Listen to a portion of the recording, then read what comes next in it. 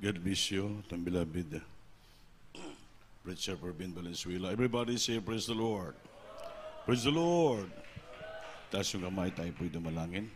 Opo, dakilang Diyos, maraming salamat sa dakilang habag at awa mo sa amin. Salamat, Lord, sa sinamahan mo kami, langisan mo kami sa gawain sa meeting service. Sa nadalangin mo na pastor, linangisan mo yung gawain. Panginoon, wala akong magawa kung wala kang yabang lingkod mo. Ikaw maglangis sa akin, magbinang karong alaman. Mga tagalakasan sa ikaw pasikal, Panginoon. Open the man, rest on the brethren. Hallelujah. Panginoon, let him live the gospel. I bind Satan, cast out hindrance to the person, mo na pastor. In Jesus' name, amen. Praise the Lord. Everybody say, praise the Lord. First of all, the highest praise, glory, honor, thanksgiving, and majesty only to our loving God, our resident Savior, and give double honor and respect to our dearly beloved noble evangelist, Willis Almeida, the end-time prophet of our loving God, and we remember and cherish and treasure the blessed memories and our precious teaching, beloved stand Pastor Linac Almeida, and all beloved children, and all blessed Almeida family, and I greet also my beloved wife, my children, my co-workers, my co-persons, and to all of you, my dearest brothers and sisters, sa lahat ng mga webcast viewer natin na nood sa iba't ibang dako ng bansang Pilipinas sa labas ng bansa po. Palakpakan po natin Diyos. Everybody say, praise the Lord. Mga minamahal, sa oras na to, ating pag-aralan ang ginatawag na ang ating tema sa gabing ito ay huwag mong isuko ang laban. Amen? Amen. Amen. Huwag mo isuko ang laban. Sa ating buhay espiritual, wala naman tayong kalaban na physical na tao. Ang ating kalaban dito ay hindi makikita. Amen ba? Hindi natin makita. Kung means dahil hindi natin makita, nangangapa po tayo kung saan natin siyang habulin, saan natin siyang harapin. Hindi natin siya makikita. Kaya sabi dito, huwag mong isuko ang laban bilang Kristiyano. Palakpakan po natin ng Diyos. Fight a good fight of faith. Laban sa mayong paglaban sa ating panampalataya. Lay hold on eternal life. Talaga maglihol tayo, sandig tayo sa buhay na walang ganap pinangako ng ating mahal na Panginoon. Palakpakan po natin Diyos, maminamahal. So, ang ating verse ay Episo, the book of Ephesians chapter 6, verse 10 up to 13. Praise the Lord. Sa aklat ng taga-Epeso, kabanata 6, ang talata ay 10 hanggang 13. Sa katapos-tapusay, magpakalakas kayo sa Panginoon at sa kapangyarihan ng kanyang kalakasan. Amen. 11. Magbihis kayo ng buong kagayakan ng Diyos upang kayo'y magsitibay laban sa mga lalang ng Diablo. 12. Sapagkat ang ating pagkikibaka ay hindi laban sa laman at tugo, kundi laban sa mga pamunuan, laban sa mga kapangyarihan, laban sa mga namamahala ng kadilimang ito sa sanglibutan, laban sa mga ukol sa espiritu ng kasamaan, sa mga dakong kaitaasan. 13. Dahil dito'y magsikuha kayo ng buong kagayakan ng Diyos, upang kayo'y makatagal sa araw na masama, at kung magawa ang lahat, ay magsitibay. Amen. Palakpakan po natin ang Diyos. Mamil narinig yung salita ng Diyos. Amen ba?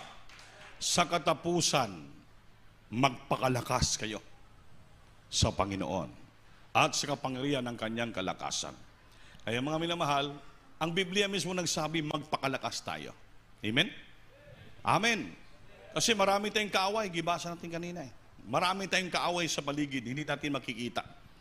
Ngayon, kung magpakalakas tayo, maging tibay tayo, mapaglabanan natin. Hindi tayo susuko sa laban espiritual. Dumating man ang gawa ng kaaway sa buhay natin, bihagin tayo, i-down tayo, pahinaan, maghinang loob tayo. Dumarating minsan ang mga karamdaman, trahedya, pagsubok sa ating buhay. Mamil, huwag po tayo manghina ng loob, kundi magpakalakas, magpakatapang po tayo sa ating mahal na Panginoon. Ang pagpalakas natin pagtibay sa ating mahal na Panginoon. Kung hindi tayo kakapit sa Diyos, wala naman tayong kalakasan, wala tayong kapangyarihan. Ang ating kapangyarihan, kalakasan, nagmumula sa ating mahal na Panginoon. Palakpakan po natin Diyos, maminamahal. Kaya sa ating pagtayo, may kapatagan, may pagkakatatagan. Dikon ba? Upang hindi ka lumapag sa hapag ng kaaway. Amen ba? Sa ating pagtayo, sa ating pagpakatatag, sa ating pagpakalakas, mga minal, hindi po tayo lalapag. Anong lalapag? Hindi ka hahapa, hindi ka uupo doon sa harapan ng kaaway. Amen ba? Amen. Hindi ka magpasakop sa kanya, hindi ka hiyukbo sa kanya, hindi ka lalapag sa hapag niya ng kaaway. Kundi ang demonyo ang siyang lalapag sa harapan natin. Kaya ang Diyos natin makapangyarihan. Palakpakan po natin Diyos. Diba ni the Lord? Ngayon, paano tayo manatili? Nga maging manatiling matatag sa kabila ng mga pag-atake ng kaaway. Yung tanong natin. Paano tayo manatiling matatag, matibay sa kabila ng pag-atake ng kalaban?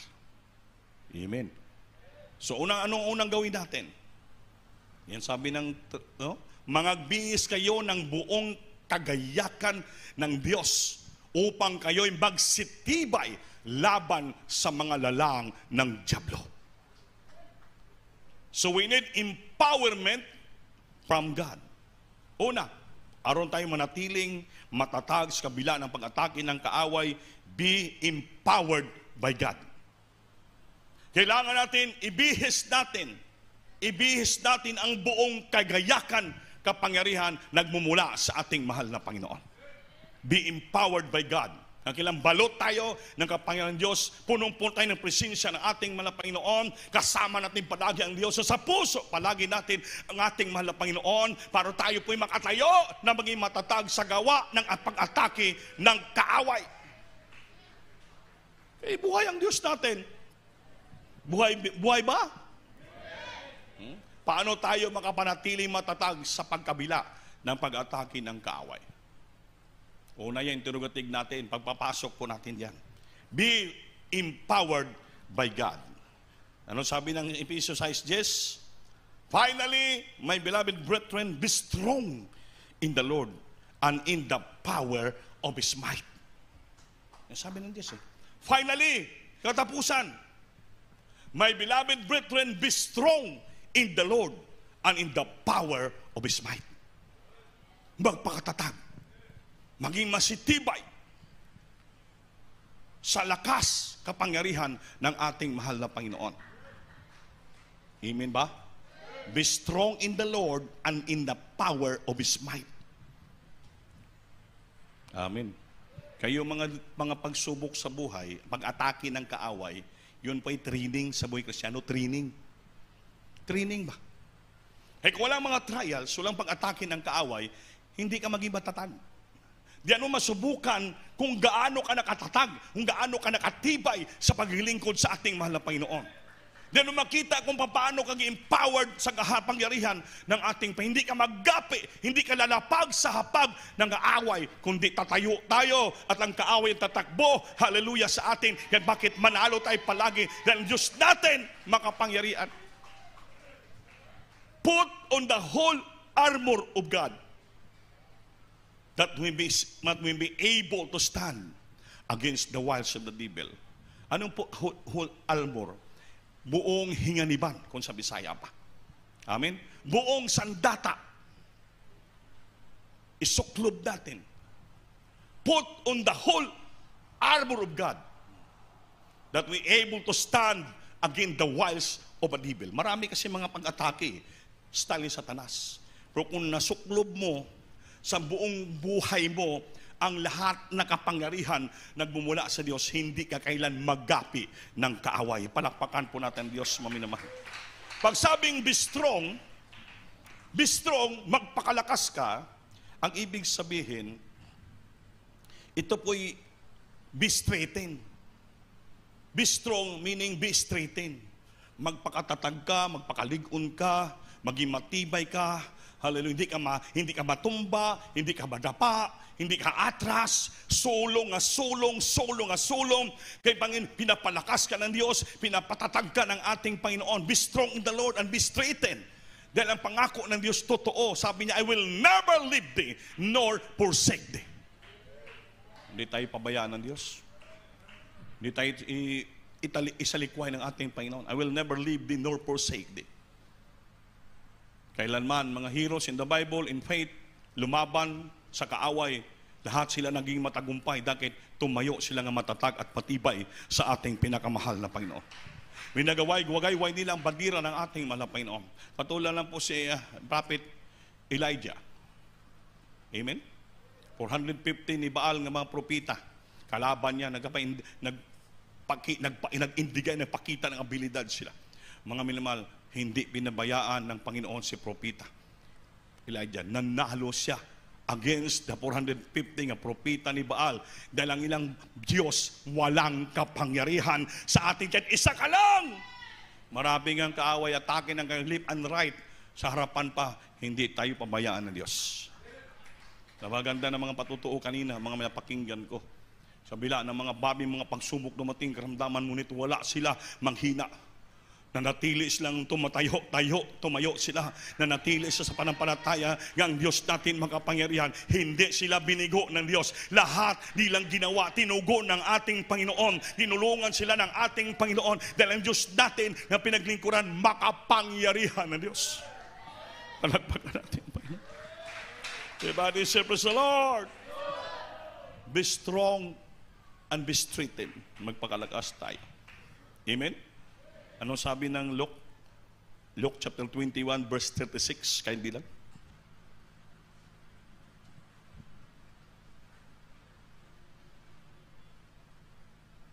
Praise the Lord. Sa aklat ng Lucas, Kabanata 21, ang talata ay 36. Datapwat mangagpuyat kayo sa bawat panahon Amen. na sidaing upang kamtin ninyo ang makatakas sa lahat ng mga bagay na ito na mangyayari at upang makatayo kayo sa harapan ng anak ng tao. Amen. Palakpakan natin Diyos. Datapwat mangagpuyat kayo. Kaya importante yung mag-overnight, mga minamahal. Amen? Amen. No? Datapwat mangagpuyat kayo sa bawat panahon.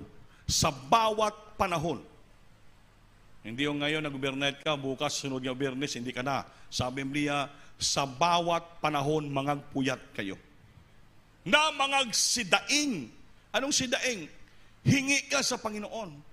Mudaing ka, hingiin mo ang dapat mong gustong hingiin sa ating mahal na Panginoon. Magsidaing upang kamtinin niyo ang at makatakas sa gawa ng kaaway.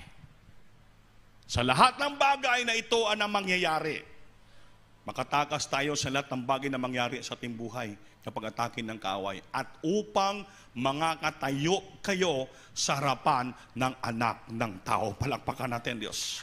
Kung hindi tayo tatayo, hindi tayo magpakatatag against the wiles of the devil, hindi po tayo makatayo sa harapan ng Diyos. Ibig sabihin na talo tayo ng kaaway. So itong pangpangalagad, ito spiritual warfare ito. Spiritual warfare. Spiritual ng gera ito. Away ito. Di yung kalaban natin dito, hindi po natin makikita. Amen ba? Hindi natin makikita ang kaaway natin. Sabi ho, watch ye therefore and pray always, that may be counted worthy to escape all these things that shall come to pass and to stand before the Son of Man. Magbantay pala tayo at magpuyat, mga minamahal. Amen?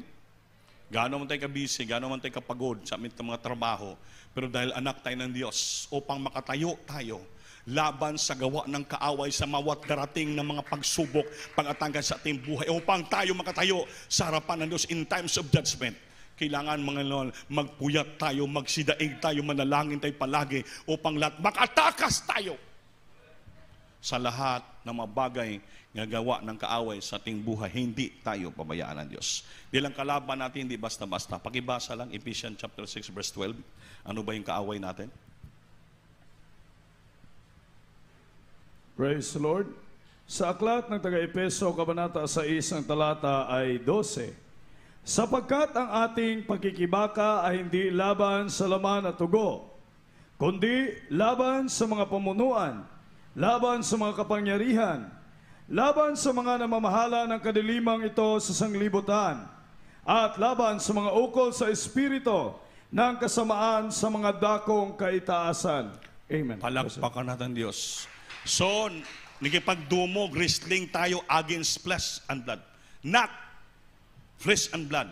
Ipag-away tayo hindi sa laban sa laman at sa dugo, hindi tao, but against principalities, against powers, against the ruler of darkness of this world, against spiritual wickedness in high places. Yun pong kalaban natin eh. Hindi natin makikita kahit saan-saan. Ruler of darkness in this world. Sino bang ruler of darkness in this world? Satanas. Against spiritual wickedness, spiritual nga mga kasamaan sa high places, sa mataas ng lugar, sa kalangitan, sa iba-ibang mga lugar, kabundukan, saan ka mapaingon. Kahit sa bahay natin, sa kapitbahay natin, marami. Ilalim ng bahay natin, marami. Kasi nakalagay sa Biblia eh, principalities and power of darkness, marami tayong kalaban. Minsan kapitbahay natin gagamitin ng kaaway. Amen? Kasi kung mag-aan natin gagamitin ng kaaway, kasi hindi na alam yun eh. Kaya sabi sa preaching dati, para ikaw magtagumpay ka sa paglingkod sa Diyos, huwag kang umupo sa upuan ng mga taong mayubiton at chismosa. Huwag kang makinig sa counsel ng mga taong makasalanan. Amen? Huwag kang tumayo sa tayuanan ng mga taong mga sanlibutan upang ikaw ay katulad ng kahoy tinanim sa tabi ng silog, mabahaan man, mga milal ay nagugat naman, hindi ka matutumba at ang iyong mga dahon hindi po matatagak, malagasan, ang iyong mga bunga sa iyong punong ka, hindi po ito malagasan, tatayo ka at sa lahat mong gagawin, ikaw magmatagumpay at ikaw po'y pagpapalain ng ating mahal na Panginoon. You became prosperous and be successful in your life. Papalain tayo ng Diyos. Amen ba? So kailangan ikuha natin ang kalaban natin ito, hindi natin makita espiritu. Kailangan isuot natin. Take all the whole armor of God. What is the complete armor of God? Kompleto ba? Number 1 is belt in truth. Kailangan may belt ka, may bakos ka ng katotohanan. Amen? Amen. Oh, put on the whole armor of God that we be able to stand against the wiles of the devil. Ano yung mga armor of God? Ito po, hinganiban sa Diyos. Una, maging belt in truth ka. Kailangan mayroon kang sinturon ng katotohanan. Pangalawa, breastplate of righteousness. Mayroon kang ditong breastplate of righteousness na makita sa dibdib mo. Para makita ng kaawa, hindi niya kaya, gano'n man, may breastplate ka dito. Amen? Pangatlo, on your feet should stand in the preparation of the gospel of peace. Ang paa mo palagi nakapreparar sa pag-aral Ebanghelyo, pagsangyaw, pagdala ng maraming mga kaluluwa, dalhin mo sa isa po ito ang armor of God. Ngayong paa mo, gamitin mo sa araw-araw sa pagmuwali ng maayong balita. Gospel of peace. Your feet will be shod in the preparation of the gospel of peace. Sunod, shield of faith. Kailangan may kalasag ka. May taming ka ng iyong panampalataya para hindi ka matamaan ng wiles of a devil. Kaya sa Biblia, malipat-lipatong kaugdahan sa yawa, the fiery darts of the wicked. Kaya kung may kurong ka ditong taming, mayroong shield sa iyong panampalataya, kahit hindi ka mabulsay ng kaaway. Hindi kanya maisahan, hindi kanya matamaan sa dibdib. Kaya nga naman, may breastplate ka na dito, mayroong ka pang taming shield of faith. Mga hunod, helmet of salvation. Itong buong kagayakan. Helmet. Kaya yung mga tricycle driver, mga motor driver, lahat pag mistrikto ng gobyerno, kailangan pag magbiyahe may helmet. Protection po yun. Madiskasya ka, mabanggaan ka, matamang ulo mo simento, malisin lang yung sakit na maramdaman mo. Ganon din sa panampalataya, mayroon din tayong helmet of salvation. Helmet of salvation. Isuot po natin yan. Para magkaroon tayo ng sapat na wisdom. Proteksyon tayo ng Diyos, hindi mabanggang ulo natin. Nagawa ng baldahin sa kaaway. May proteksyon tayo sa ulo. Helmet of salvation. Pangpito, the swords of the Spirit is the Word of God. Kailangan punong-puno ka ng salita ng ating mahal na Panginoon. Lagi kang magbasa ng salita ng Diyos. Palagi mo pakinggan ang salita ng Diyos sa pinapangaral sa pulpito, review mo sa bahay mo. Isa yan, lagi kang magbasa ng salita niya. Meditate the word of God day and night. Gawin mo po yun. Ngayon ang ginawa ni Joshua. Kaya naging malakas si Joshua, naging matapang si Joshua. Dahil bakit? Hindi niya hinihiwalay sa kanyang isipan, bibig, ang salita ng ating pinakamamahal na Panginoon. Palakpakan po natin Diyos. So the armor of God, the whole armor of God, kompleto yan. Una, belt in truth. Breastplate of righteousness. Then your feet will be shod in the preparation of the gospel of peace. Pangsunod, ay shield of faith. Pang-anim, helmet of salvation. Pang-pito is ang salita, punong-puno ka ng salita ng ating mahal na Panginoon. Palakpakan po natin Diyos, maminamahal. Everybody say, praise the Lord. Praise the Lord. Last na lang to. Kailangan malaman mo yung kaaway. You must to know your enemies. Kasi pa hindi mo alam yung kaaway mo, yung binasa natin kanina, ipaliwanag ko lang, sa Ephesians 6 verse 12, ang you must to know your enemies. Malaman mo at mailhan mo at makilala mo yung mga kaaway mo. Una, we wrestle not flesh and blood. Hindi po tao, kapwa nating Kristiyano, ang ating kaaway. Amen ba? Amen. Pag hindi ka kinamusta na yung kapwa Kristiyano, hindi po siya ang ayaw magkamusta sa iyo. Ang demonyo, inudyukan siya. Amen. Meron nga dito minsan nung Sunday, dumating sa gate maaga pa, may lumapit na brother Nakita ko, sabi niya, Kuya, dito siya, nilapitan ko, ginanong kong kamay ko, Brad, kamusta? Alam mong ginawa sa akin? Talilikuran lang ako. Nakita na isang brother, tinawag siya, Uy, kamusta ko yan di? Ayaw na, wag na. Kaya basa maya, pagbalik niya, baka malubag pa yung leeg. Amen? Maging wise tayo. Kaya pag mainis ka, hindi ka kinamusta, yun ang kalaban. Kalaban po yun. Kamustahin man ka hindi. Smilean man kag hindi. Pagbibigyan ka mag hindi. Bless the Lord. Hallelujah. Dahil pag mainis kasi yung kapwa, magalit ka, hindi ka kinamusta, hindi ka gitagad, hindi ka pinansin, mamay uudyok ang kaaway. That is the wiles of a devil. Kamustahin magaghindi. Tagdun magaghindi. Pansinin magaghindi. Praise the Lord. Hallelujah. Basta importante, malinis ang puso mo, sa Diyos ka sumasamba. Hindi po natin kalaban yung tao because we wrestle flesh and blood. Hindi po laman o dugo ang ating kalaban. Pangalawa, against principalities. Against kalaban natin mga principalities, kinang mga kagamhanan, kapangyarihan sa iba't mga dako. Principalities of power. And power, kapangyarihan ni Satanas. Sunod, against the ruler of darkness. Napakaraming kalaban. Principalities, power, against the ruler of darkness of this world. And again, spiritual wickedness in these places. Maraming taong spiritual. Ginagamit ang salita ng Diyos, ginagamit ang Biblia. Pero sila po'y mga masama.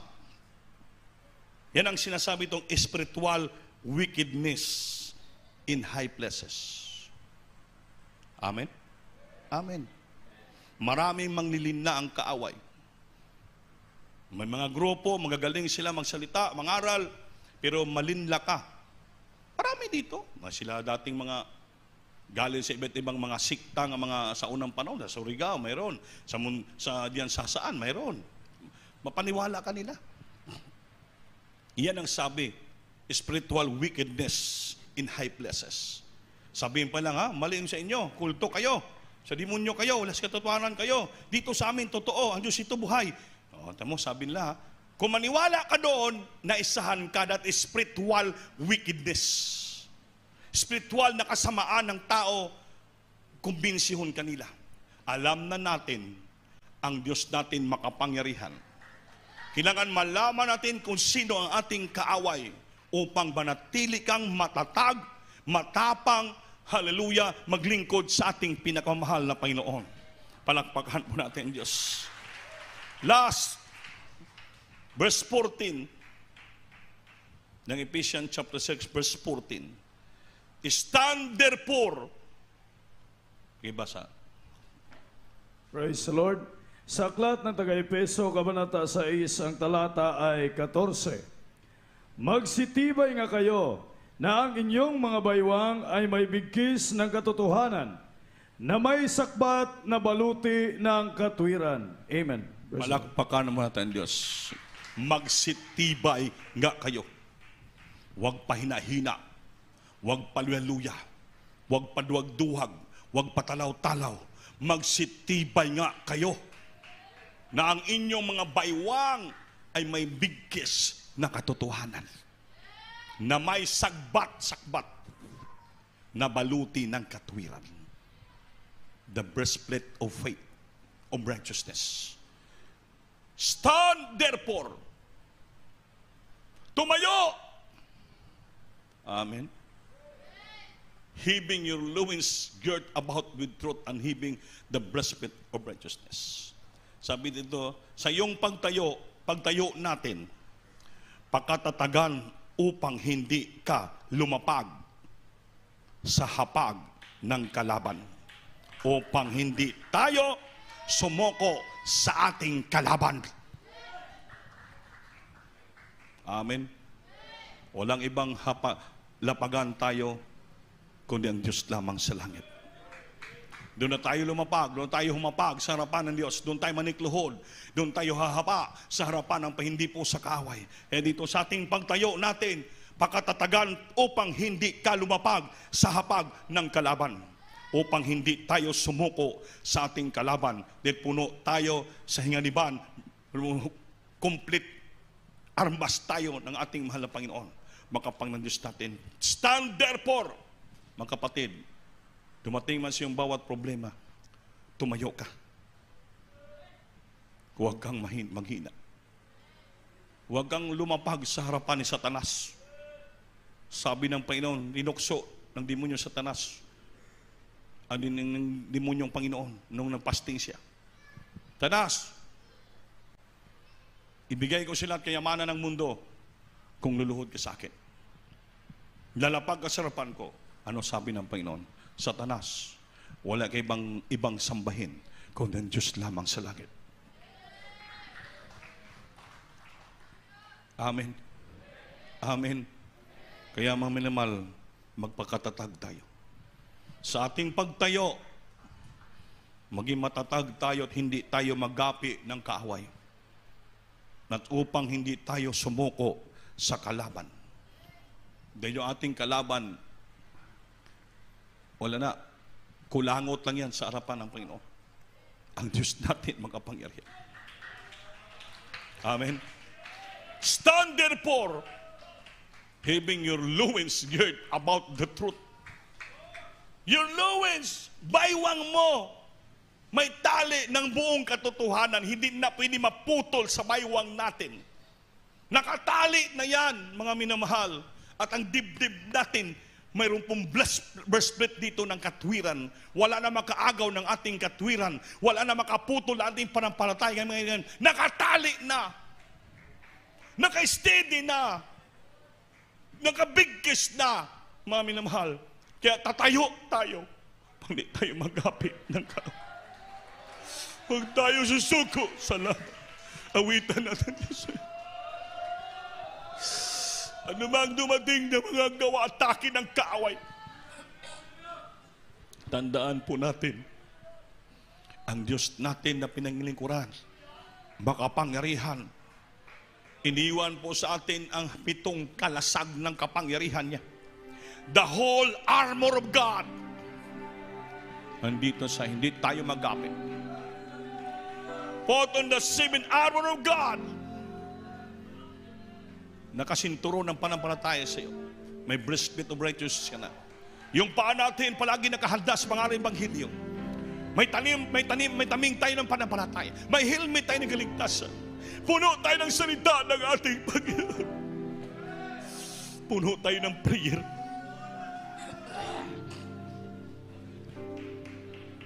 Magpagkatatag pagkat mayroon siyang pangako. Ang pangako niya, ikaw at ako, kukunin niya. Manaling ka, ang pangako niya. Ako at kayo'y kukunin niya tungo sa walang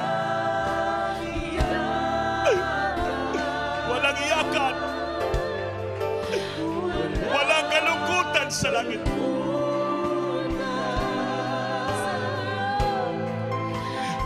Walang mga api na kaaway.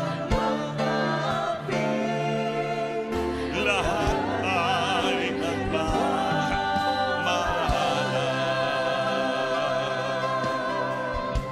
Sabi ni Jesus, langit ay lilipas, lupa pa ay magwawakas.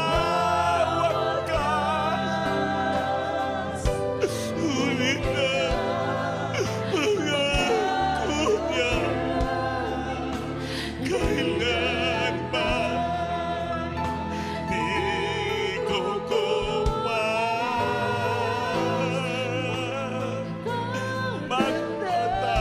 Magpakatatag, pagkat mayroon siya pangako. Sige. Ang pangako. Hallelujah, hallelujah. Purin ka malamang Jesus. Salamat. Kukunin niya.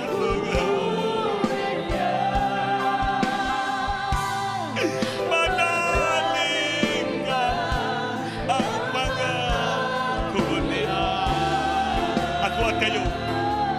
Ako at kayo. Kukunin niya. Tungo sa walang iyakan. Walang kalungkutan. Walang mag-aapi. Lahat ay nagmamahalan.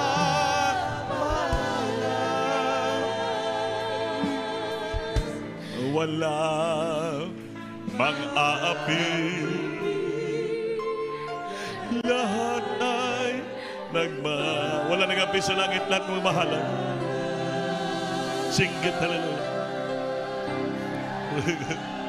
Magpakatatag kita, mga minamahal. Magpanatili matatag, magsitibay, maglingkod sa Panginoon. Mubarog tayo, mutayo tayo. Hindi tayo pabayaan ng Diyos.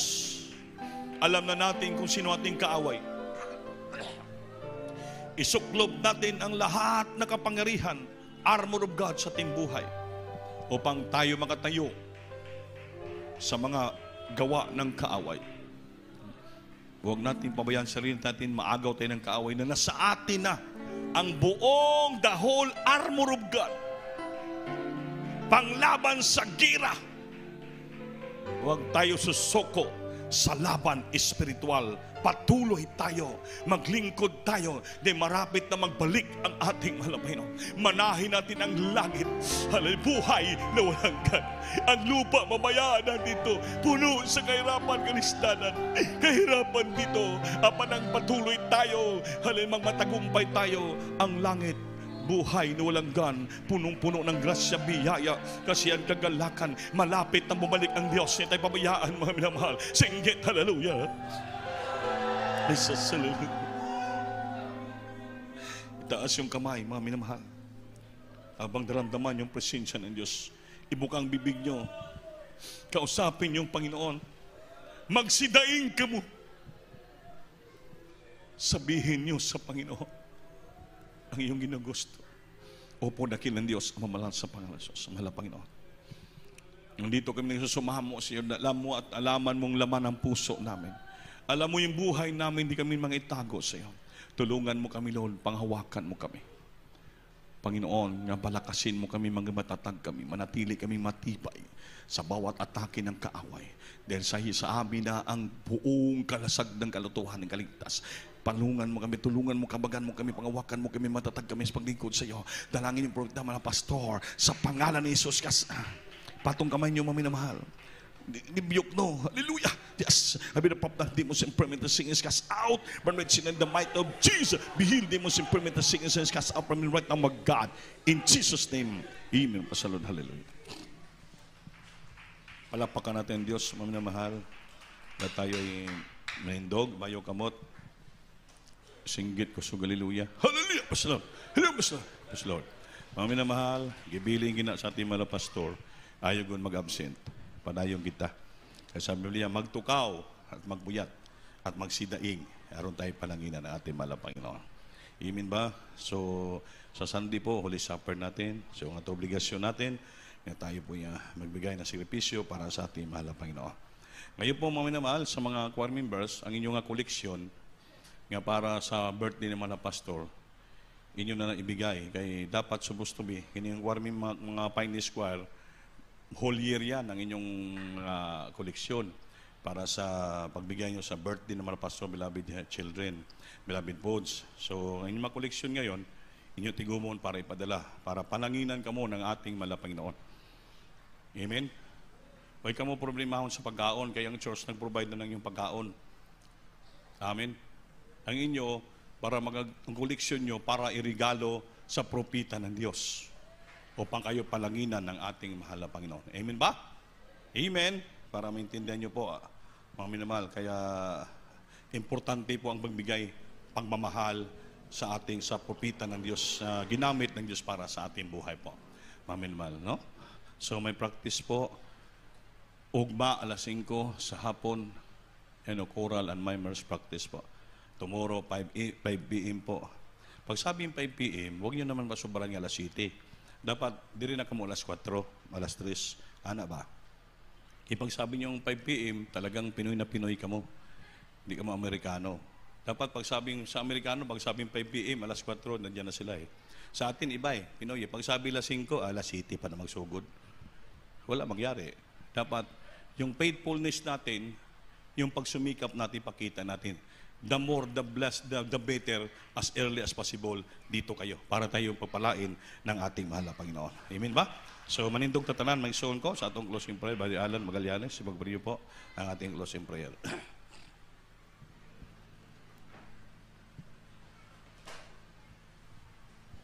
Hallelujah. Praise the Lord. God bless you, beloved ating teacher God, Divinas. Magampo ta mga minamahal. Hallelujah. O gamahan na lang mga Diyos, mahal ang Panginoon sa unang pagampo sa mga mahal na pastor. Good Diyos na dalawida. Hindi ay sir mahal Panginoon, magpasalamat. Hindi mo mahal salamat, mahal Panginoon, sa kalig-uro kada sige mong gihatag. Sumunta ko sa kanang orbisan, mahal Panginoon, sa mong pagsimba karong adlaw, mahal Panginoon. Wala po kami gipakyas, mahal ikaw, nagikuban ka na mo, mahal Panginoon, gikan pa sa imsa sa Diyos po sa sulim. Salamat mo sa mga buhing kadaugan nga mo na paminawan, mahal Panginoon. Kanunay ka, nagputisyon kanila. Salamat, mahal Panginoon, sa awitan ng mga choir, single, sa finest choir. Salamat sa iyong matimbos sa pasensya. Salamat, mahal Panginoon, gitagaan sa mga Panginoon. O kasing-kasing at tapat, maghatag sila ikapulog, mahal na sa kanang mahal Panginoon. Si mong balaang pulo, naghatag na magkikalig-un sa mong pagpagalaga, diha ka mo. So, mahal Panginoon, sa unang pagampo pa rin sa mong mahal na pastor sa ilang pagpamauli, mahal na Panginoon. Ampingan mo sila, proteksyonan mo sila kanunay, mahal Panginoon. Okay, balik mo na sa adlaw nga Bernis, aron magsimpa naman kami kanimo, mahal na Panginoon. Kinitanan na mong giampaw sa tandiya lang si mong balaan nga palalan sa pangalan ni Jesus. Amen. God bless you po at ang beloved Brother Alan. Maglamanuhay kita na mahal. We love you in the Lord. Our Lord Jesus loves you more.